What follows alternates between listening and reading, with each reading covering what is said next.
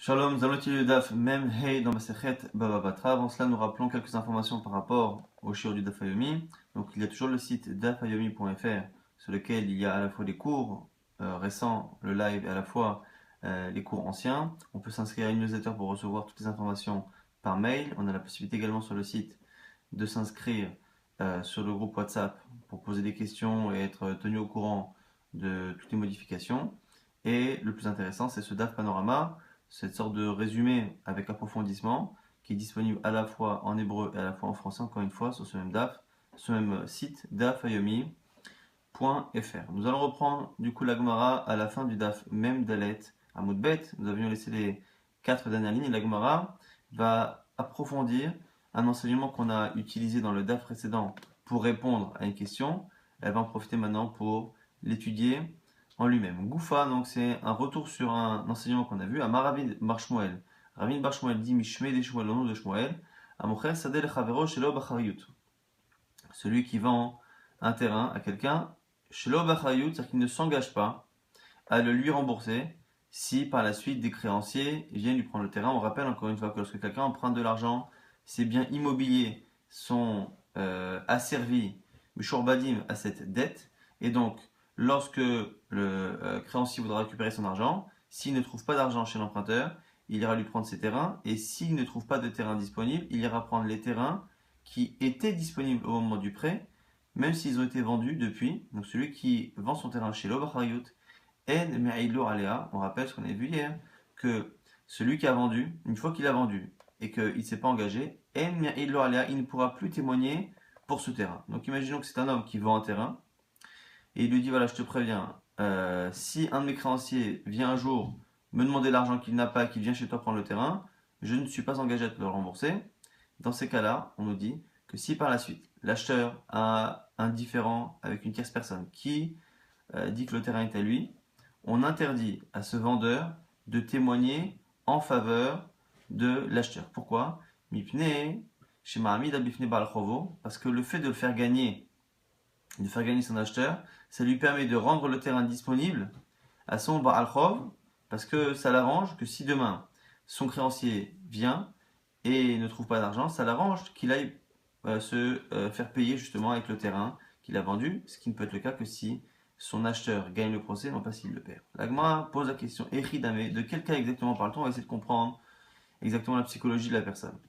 Id Hitler Achariti Aledidéada. Si la personne en question qui vend possède d'autres terrains, Aledidéada, quand on dit terrain ici, c'est l'adavka, mais même de l'argent. S'il a de l'argent et d'autres terrains, Aledidéada, c'est sur lui que repose principalement l'obligation de rembourser, et donc le prêteur, le créancier ne pourra pas récupérer les biens vendus, et donc du coup, il n'a pas de raison lui de vouloir faire gagner son acheteur, puisque s'il a de l'argent ou des terrains, c'est eux qui seront pris à lui, les siens et pas ceux de l'autre. Idelitler achariti. Si tu dis que il n'a pas du tout de terrain, ni même d'argent, il n'a rien, à ce moment-là, minor kalemine. Au final, qu'est-ce que ça peut lui faire que son emprunteur, son prêteur Mechila, son créancier, puisse se rembourser? Puisque dans tous les cas, soit il se rembourse chez son acheteur, soit il ne se rembourse pas du tout, puisque lui n'a pas d'argent. Donc la Gemara a un problème ici, une sorte de mimanafshar, dans le sens où, quoi qu'il arrive, s'il a de l'argent, il n'a aucun intérêt à ce que l'autre gagne ou pas, parce que c'est lui qui devra payer, personnellement avec son argent ou son terrain. Et s'il n'en a pas, il est dans tous les cas dispensé de payer. Alors qu'est-ce que ça peut lui faire qu'il ne paye pas et que le créancier se fasse rembourser sur l'autre ou pas? L'Agma dit l'Orlam des Hariti. Non, l'Agma dit que c'est un cas où il n'a pas de terrain. Et donc effectivement, si le créancier ne se rembourse pas sur le terrain qui a été vendu, il ne se remboursera pas tout court. L'Agma avait dit qu'est-ce que ça peut lui faire?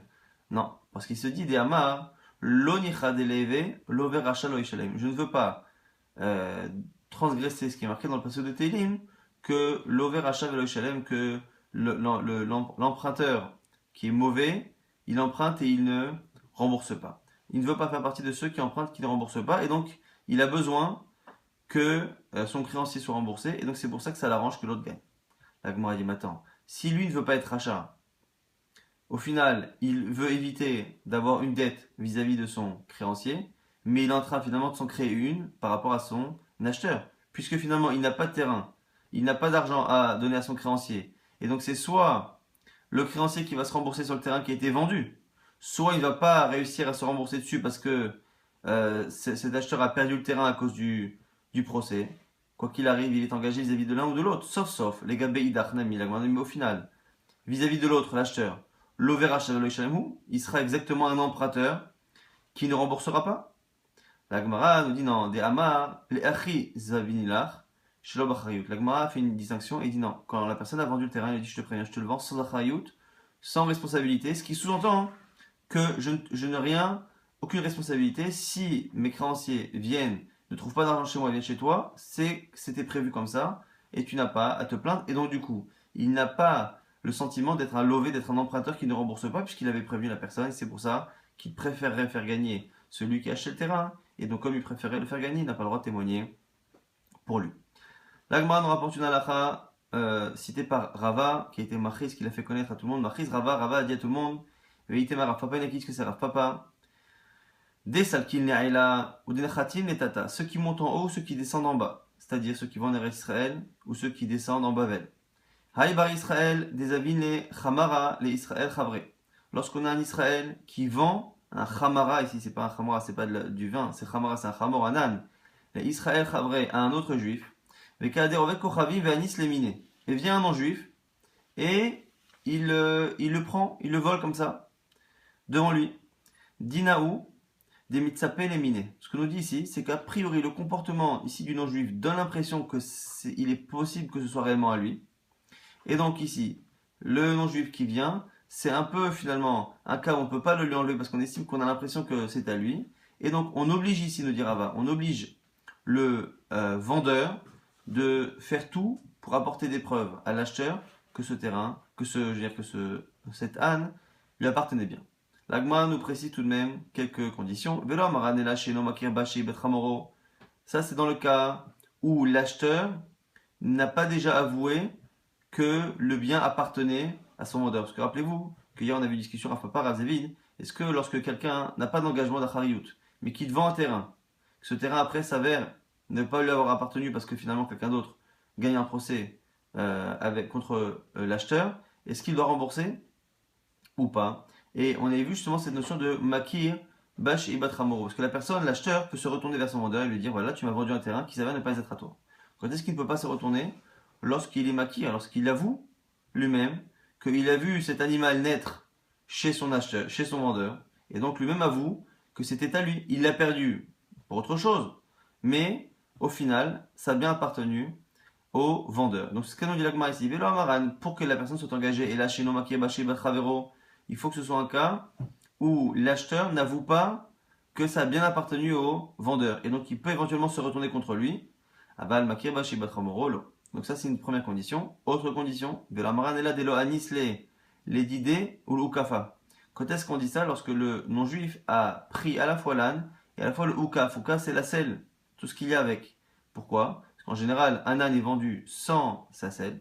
Et la selle est en plus, celui qui, si ce non-juif là était honnête et ne venait que récupérer son âne, il aurait pris l'âne, il aurait laissé la selle. Alors la Nice les dit Deulukafa, mais lorsqu'il prend les deux, on a une présomption du coup que c'est un voleur, et donc à ce moment-là, il n'y a pas de raison que le vendeur soit contraint d'apporter des preuves pour l'acheteur.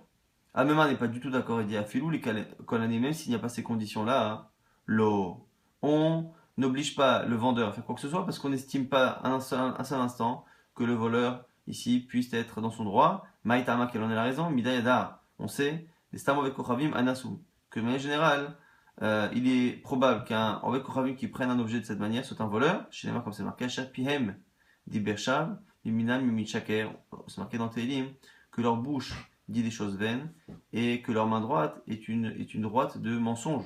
Et donc ici, de vol. En tout cas, ici on a une marloquette. Est-ce que dans certains cas, on peut estimer que le goy qui a attrapé comme ça de force l'âne en est propriétaire et à ce moment-là, on force le vendeur à aider l'acheteur à se défendre, ou est-ce qu'on estime que non, c'est marloquette ici entre donc Rava et Ameva. Maintenant, on reprend la partie de la Mishnah qui avait dit Ouman et lo chazaka. On avait dit parmi ceux qui n'ont pas de chazaka, on avait dit le père par rapport au fils, la femme par rapport au mari, et entre autres, on avait dit Ouman. Ouman, donc c'est quelqu'un, un artisan qui en général reçoit des objets, les répare, et donc il a constamment des objets qui appartiennent aux autres. Et on nous avait dit qu'il n'a pas de chazaka. Alors, est-ce que c'est dans tous les cas? Rabba vient ici limiter cet enseignement à Rabba, Loshanu est là, chez Masalo Be'edim. La condition pour qu'il n'y ait pas de Khazaka, c'est qu'on lui ait laissé l'objet en présence de deux témoins. Aval masalo shelo be'edim, mais si l'objet lui a été transmis sans témoin, mitor shachol omalo lo yudvarim me'olam, puisque l'autre peut nier totalement, il n'y a pas de témoin qu'on lui a laissé l'objet, il peut très bien dire Kiamal enami, les koucha beyadi me'eman, puisque finalement il pourrait dire qu'on ne lui a jamais laissé d'objet, quand maintenant il nous dit que cet objet il l'a, mais qu'il l'a acheté, on le croit. Donc ça c'est ce que dit Rabat. Rabat estime que le Ouman finalement, tant qu'il n'y a pas des témoins qui ont vu qu'on a laissé l'objet, il a, oui, une possibilité de faire Khazaka, et il est Neyman, il est cru dans ce qu'il dit. Par contre, nous dit Rabat, la Mishnah a parlé d'un cas où justement il y a des témoins. Alors Abaye n'est pas d'accord. Abaye va pousser le raisonnement de Rabat jusqu'au bout, va trouver qu'il est absurde et du coup va dire que finalement il n'y a pas besoin de limiter cela au cas où il y a des témoins. Amalé Abaye, Iachi, allez, même si tu dis cela. Afilou Bedim Dame, même s'il y a des témoins. Mitor Shachol Omalo Echezartiv Lecha. Même si donc il y a deux témoins qui ont vu que l'objet était chez lui. Donc il ne peut pas dire je ne l'ai jamais vu. Il n'a plus le migo de dire crois-moi quand je dis que je l'ai acheté, parce que je pourrais te dire qu'il n'est pas chez moi. Là, dans ce cas-là, il y a des témoins que c'était chez lui. Mitor Shachol Omalo Echezartiv Lecha. Il peut toujours dire je te l'ai rendu. Kiamale les Kouchabe Yadi Meiman. Donc il nous dit je comprends pas. Toi, tu dis que s'il n'y a pas de témoin, que l'objet a été laissé chez lui, il a un migo. S'il y a des témoins, il n'a plus de migo, c'est pour ça qu'on ne croit pas. Il te dit c'est faux, il y a un migo dans les deux cas. Il y a un migo dans les deux cas. Pourquoi? Parce qu'actuellement, personne n'a vu que l'objet est chez lui. Et donc, de la même manière que si on lui a laissé l'objet avec des témoins, il peut très bien dire, sans témoin, Mechila, si on lui a laissé l'objet sans témoin, il peut très bien dire, voilà, moi, il n'y a jamais eu cet objet chez moi. Et donc, comme il peut dire ça, croyez-moi quand je vous dis que finalement, je l'ai acheté. Il dit, même s'il y a des témoins que ça a été donné, à un moment donné, il faut bien le rendre. Un woman rend finalement l'objet lorsqu'il est réparé. Puisqu'il pourrait dire que l'objet n'est plus chez lui, puisqu'il l'a rendu, il pourrait très bien dire maintenant qu'il l'a acheté. Alors Rabat il s'explique, Amar les Rabat, non, ça marche pas, pourquoi? Mi savat mafkid, et chavero be'edim, et non sarich l'achzir lo be'edim. Quoi, toi tu penses que quelqu'un qui laisse un objet à garder devant deux témoins, la personne qui l'a ne doit pas le rendre devant deux témoins? L'osal kadatar ne pense pas ainsi. Et la mafkid, et chavero be'edim, sarich l'achzir lo be'edim. Moi je pense Rabat que si un objet a été laissé en gage ou ici chez un gardiennage chez l'artisan, à ce moment-là, si ça a été fait devant deux témoins, il faut le rendre devant deux témoins. Et donc, comme il n'a pas de témoin qui l'a rendu, il n'est pas cru s'il dit qu'il l'a rendu, comme il n'est pas cru s'il dit qu'il l'a rendu, il n'est pas cru non plus. Il n'a plus le migo pour dire qu'il l'a acheté. Ça, c'est la marque roquette Rabat et Abaye, qui est basée sur justement cette idée, est-ce que lorsque l'on laisse un objet devant deux témoins, la personne doit nous la rendre devant deux témoins. Maintenant, Abaye va objecter, toujours à Rabat, Métiv et Abaye, avec une braïta. Ra'a Avdo biyad Uman, Vitalito biyad Koves. Celui qui voit son serviteur chez un artisan. Vitalito ou son habit chez un Koves, chez le teinturier. Donc ici, on laissait parfois un serviteur chez un artisan pour qu'il apprenne le métier. On laissait évidemment des habits chez le teinturier pour qu'il soit nettoyé. Mais à un moment donné, il voit que la personne a l'air de l'utiliser pour lui. Romero, il lui dit, Mativo Etzlecha, dis-moi, comment considères-tu ce serviteur qui est le mien? Comment considères-tu ce vêtement qui est le mien? Amarlo, et l'artisan en question lui répond, Ata mechartoli, tu me l'as vendu. Ata netatoli mematana, c'est toi qui me l'as donné. Nous dit ici la Braïta, lo amarklum, ça ne vaut rien. Befanai amartalo. S'il lui dit non, devant moi, tu as dit à une personne, nemocholi, velitenoli, de me la vendre, de la donner bimatana, devrav kayamin, ça fonctionne. Alors, avant même d'objecter, l'Agmara va essayer de comprendre cette braïta. L'Agmara pose la question Maïshna Recha, Maïshna Sefa, quelle est la différence finalement? Dans les deux cas, la personne voit qu'il a un objet chez lui, qui était censé lui appartenir, et une fois il est cru, une fois il n'est pas cru. L'Agmara n'a pas l'air de comprendre exactement la différence. L'Agmara nous répond à Maraba, Sefa Yotse Mitachat Yedacher. Dans le cas de la fin, c'est pas le Ouman, c'est pas l'artisan en question qui a l'objet. C'est une tierce personne. Et il lui dit, c'est Kamarle, Acher, il lui dit, Mefanai Amartalo, moi j'ai vu que tu as dit à l'artisan à qui tu avais laissé l'objet, les mocho, velitno matana. Tu as dit à l'artisan de me le vendre ou de me le donner. Et à ce moment-là, il est cru, Migo de Ibaya Male, Minar Zvinte. il est cru parce qu'il pourrait très bien dire je te l'ai acheté à toi. Et du coup, lorsqu'il dit que quand tu l'as dit de me le vendre, puisqu'il pourrait lui dire que je te l'ai acheté, à ce moment-là, il est mal lorsqu'il dit non, tu as dit à un tel de me le céder ou de me le vendre. Donc c'est comme ça pour l'instant qu'on explique cette braïta. Je rappelle la braïta avec un premier cas où la personne a l'air de reprocher à son ouman, à son artisan d'avoir l'objet. Il n'a pas l'air d'être cru, le ouman, lorsqu'il dit tu l'as vendu. Si par contre c'est une tierce personne qui a l'objet et que la personne lui dit c'est le ouman à qui tu as demandé de me le donner qui me l'a donné, à ce moment-là cette tierce personne est crue parce qu'il pourrait lui dire je te l'ai acheté. Et du coup, la question arrive, Katanemihat, Recha, Ra'a, on a vu dans le début donc, de cette braïta que Ra'a Avdo Biyadouman, lorsqu'il a vu, ici son serviteur ou son objet dans les mains du Ouman. Ra'a, donc il a vu, donc l'autre ne peut pas dire je ne l'ai pas, je te l'ai rendu. Echida, mais quel est le cas? Idei Kaedim, la Malira. Si c'est un cas où il y avait des témoins qui ont montré finalement qu'il a laissé l'objet. À ce moment-là, la malira, selon toi, Rabat, il n'y a pas besoin que lui maintenant le voie, puisqu'on part du principe que tout objet qui a été transmis devant des témoins doit être rendu devant des témoins, et du coup, si il n'y a pas de témoins, on part du principe que c'est comme si on l'avait vu. Naïta Edim, Venishkol, il a quand même des témoins. Et la lave Delika Edim, Vechira Amiha, Tafisle. Tu vois bien ici qu'il n'y a pas de témoins, et qu'on part du principe qu'à partir du moment où il a vu que l'objet était chez l'autre, l'autre ne peut plus argumenter et il a perdu finalement son migo. L'agmara dit lo, les olam de kaedim, vehu dera. L'agmara lui dit non, non. Le olam de kaedim, non, c'est parce que finalement il y a des témoins. Malgré le fait qu'il y ait des témoins, ici il ne perd que parce qu'il a vu. Donc c'est-à-dire que le bonhomme a des témoins qui lui a laissé l'objet chez le Ouman. Donc on est dans le premier cas. Il a vu le Ouman il a vu le serviteur chez son Ouman, il a vu le talit chez son Ouman, il a des témoins qui le lui a laissé. Et malgré tout, ici, on nous précise que Ra'a, il a vu l'objet chez lui. Et c'est parce qu'il a vu l'objet chez lui que l'autre perd son migo. Alors la Gemara dit, mais c'est toi qui as dit, jusqu'à présent, que lorsqu'on a laissé un objet chez l'autre avec des témoins, l'autre doit nous le rendre avec des témoins. Et donc, si il n'a pas des témoins qui nous l'ont rendu, il a perdu son migo, même si moi je n'ai pas vu l'objet chez lui. Alors la Gemara dit, oui, tu as raison. Amarle, Adribi, Rabat a répondu qu'il a changé d'avis et que finalement, il est d'accord avec Abaye, avec le fait que finalement, lorsque l'on laisse un objet devant deux témoins, la personne peut le rendre sans la présence de deux témoins. Et du coup, pour que l'on puisse lui casser son migo, il faut absolument qu'actuellement, on voit l'objet chez lui. Et parce qu'on a vu l'objet chez lui, on dit voilà, maintenant que tu l'as chez toi, tu peux pas dire que tu me l'as rendu.